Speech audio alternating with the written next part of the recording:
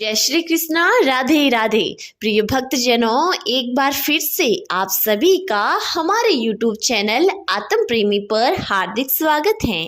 प्रिय भक्तजनों, इस वीडियो के अंतर्गत आप सभी कार्तिक मास मातम्य के अध्याय 29 का श्रवण करेंगे।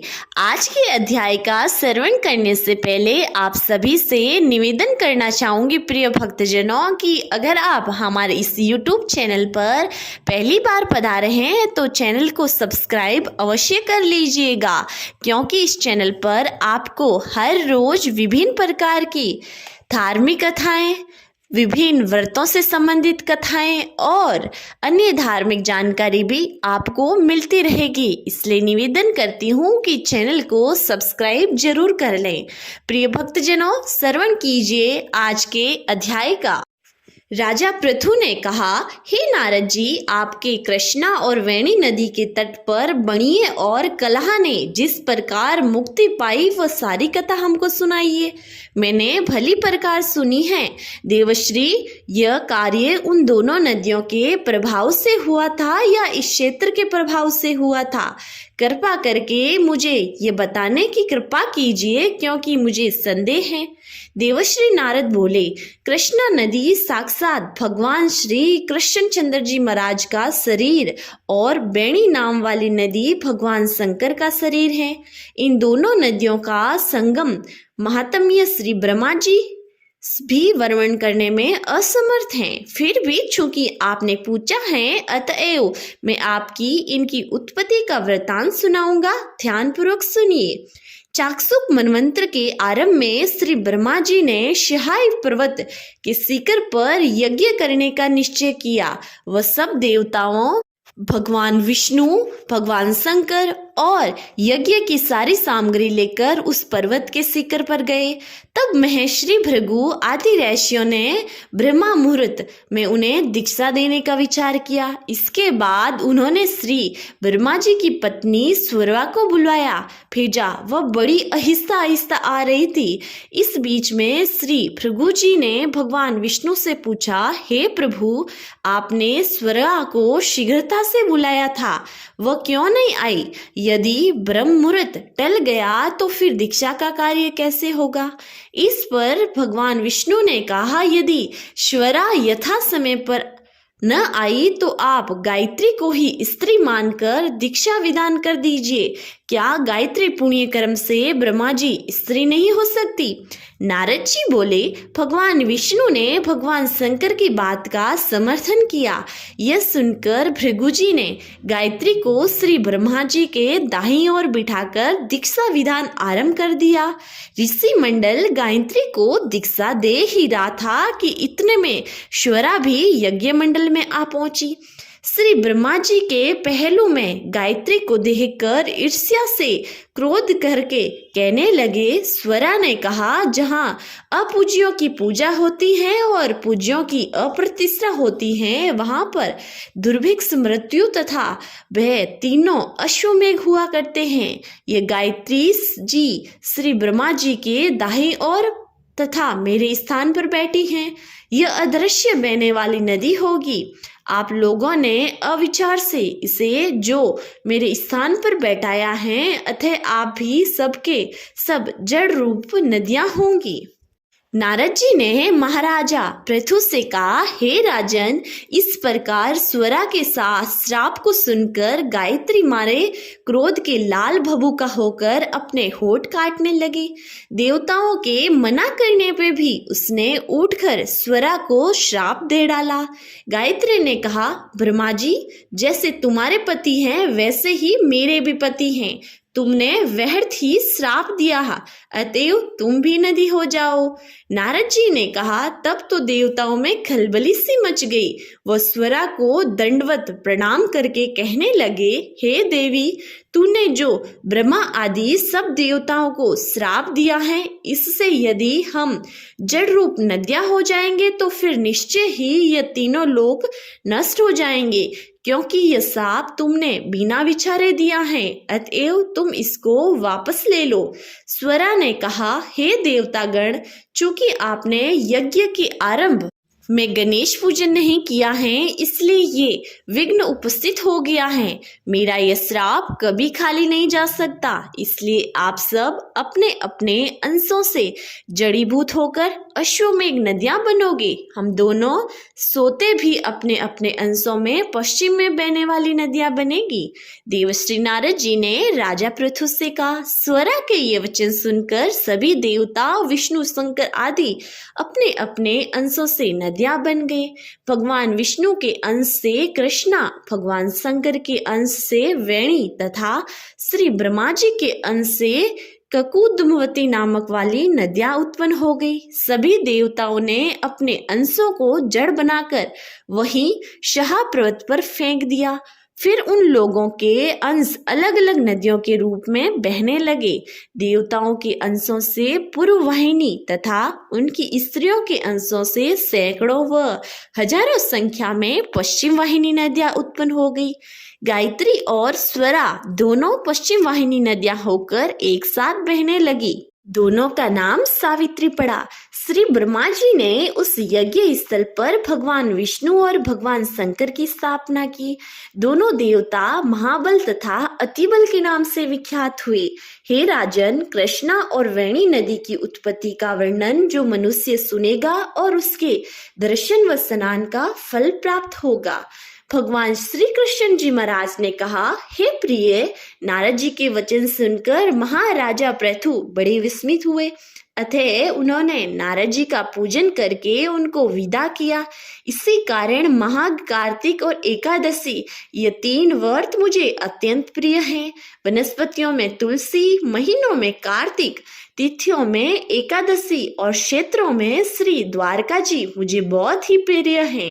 जो प्राणी जितेंद्रिय होकर इनका सेवन करता है वह यज्ञ करने वाले प्राणियों से भी मुझे अधिक प्रिय होता है। जो प्राणी विधि विधान से इनकी सेवा करते हैं उनके अनुग्रह से सभी पाप दूर हो जाते हैं। भगवान श्री कृष्णचंद्र जी महाराज के वचन सुनकर सत्यभामा ने कहा, हे नाथ, आपने ये बात बड़ी आश्चर्यजनक कही है कि दूसरों के लिए पुण्य के फल से कलह की मुक्ति हो गई है।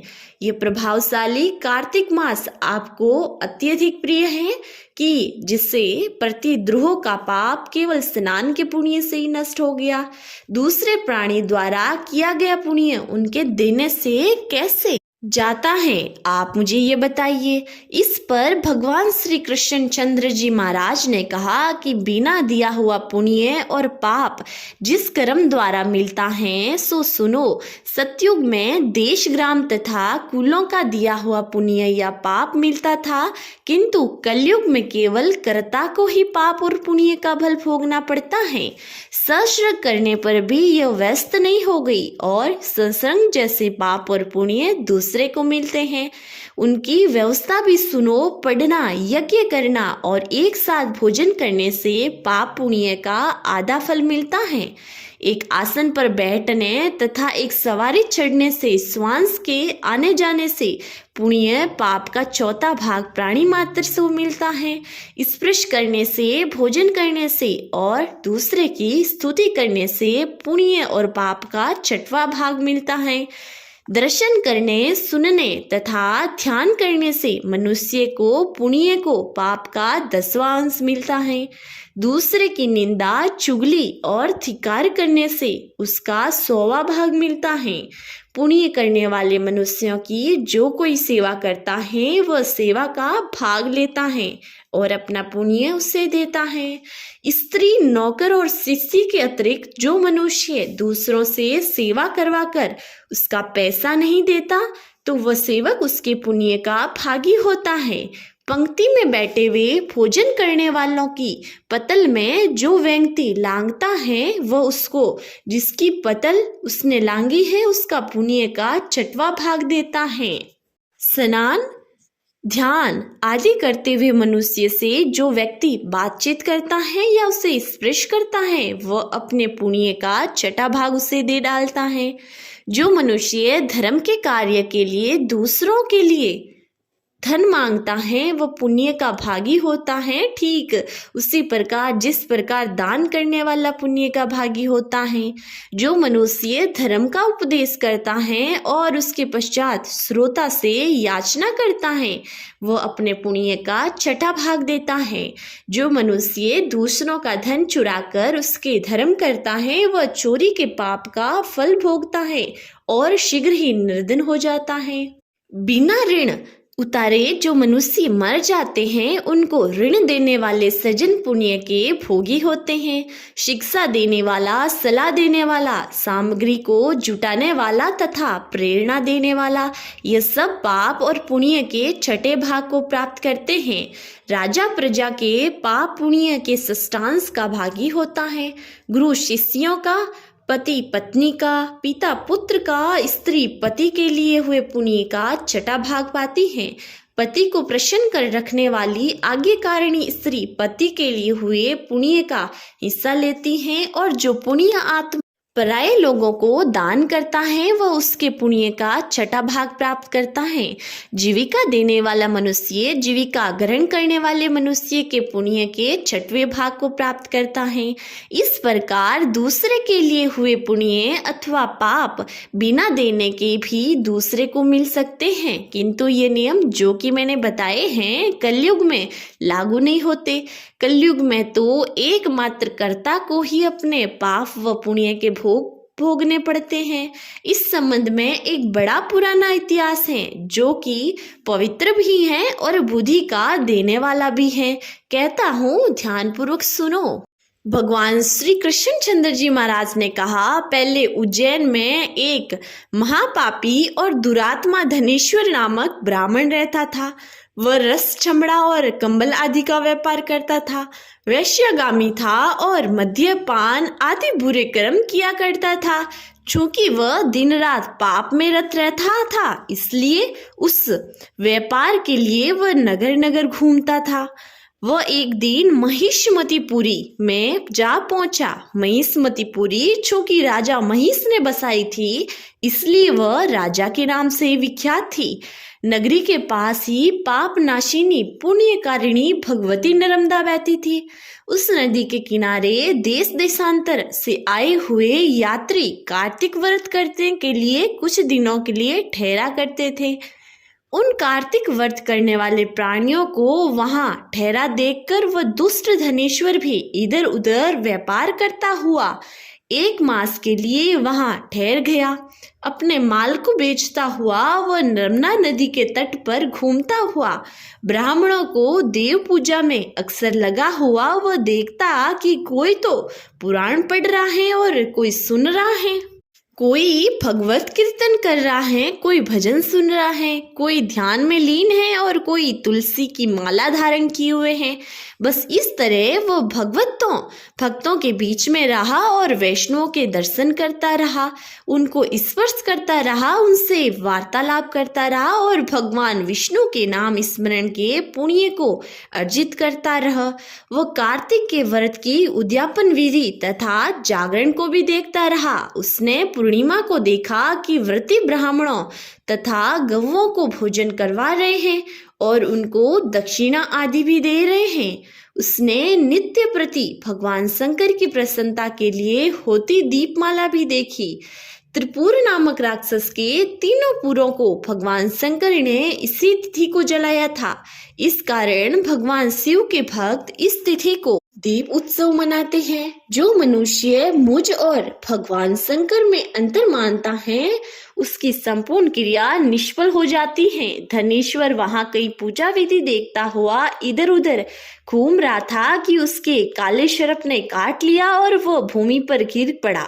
उसकी दशा देखकर वहां के दयालु भक्तों ने उसका चहु ओर से घेर लिया और उसके मुंह में तुलसी दल मिश्रित जला के छींट देने लगे और सब उसके प्राण निकले तो यम के दूत उसे बांधकर कोड़ों से मारते हुए यमपुरी को ले गए।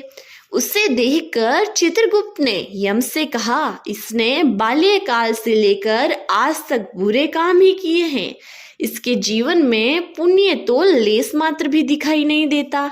यदि मैं पूरा 1 वर्ष आपको सुनाता रहूं तो कोई भी इसके पाप की सूची समाप्त नहीं होगी। यह महापापी है, अतः इसको एक कल्प तक घोर नरक में डालना चाहिए। चित्रगुप्त की बात सुनकर यमराज ने बड़े क्रोध से भरकर उसको अपना कालनेम के समान भयंकर रूप दिखाते हुए अपने अनुचरों को आज्ञा दी। उसने कहा, हे प्रेत सेनापतियों, इस दुष्ट पाप मूर्ति को मगदरों से मारते हुए कुंभी पाक नरक में फेंक दो।